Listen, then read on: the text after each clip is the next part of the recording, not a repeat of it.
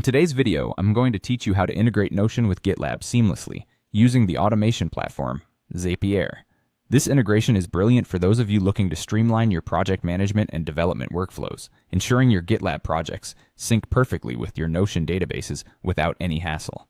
To begin, we'll head over to Zapier's official website. Once there, you'll either want to log into your existing account or create a new one if you're not already a member. Zapier acts as the glue that binds different apps together, allowing you to automate workflows, or as Zapier calls them, create zaps. Next, the magic starts with constructing a new zap. In Zapier, a zap connects two or more apps together with a series of steps. So, let's kick things off by setting up your trigger, which in this case will come from GitLab. Within Zapier, select GitLab as your trigger app and choose the specific event you want to use to activate this zap. Common triggers include a push, merge request, or an issue event. Think carefully about which GitLab event should initiate an action in Notion and select accordingly. This step ensures that every time the specified event happens in GitLab, it sets off this particular automation flow.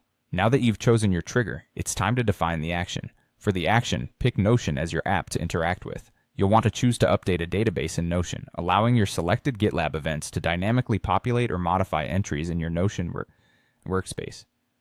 This capability is incredibly useful for staying organized and updated without needing to switch back and forth between the two platforms manually. Once you've selected your trigger in action, you'll need to connect your accounts to Zapier. Start with GitLab, where you'll log in with your credentials. If you're setting this up for the first time, you might need to authorize Zapier to access your GitLab data.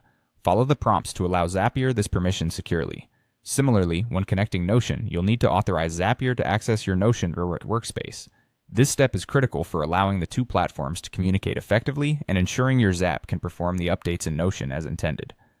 Lastly, I recommend checking the Notion API documentation. This resource provides valuable context and details which can enhance your understanding of how Notion interacts with third-party tools like Zapier. While the Notion API essentially provides the bridge for this integration, all the grounding commands and features possible through the Zapier interface rely on you allowing access via the API documentation guidelines. And there you have it. You've successfully integrated GitLab with Notion using Zapier, opening up a world where your development and project management tools harmonize perfectly, helping you to stay on top of every task with ease and efficiency. Thanks for tuning in, and be sure to leave any questions in the comments if you need further clarification.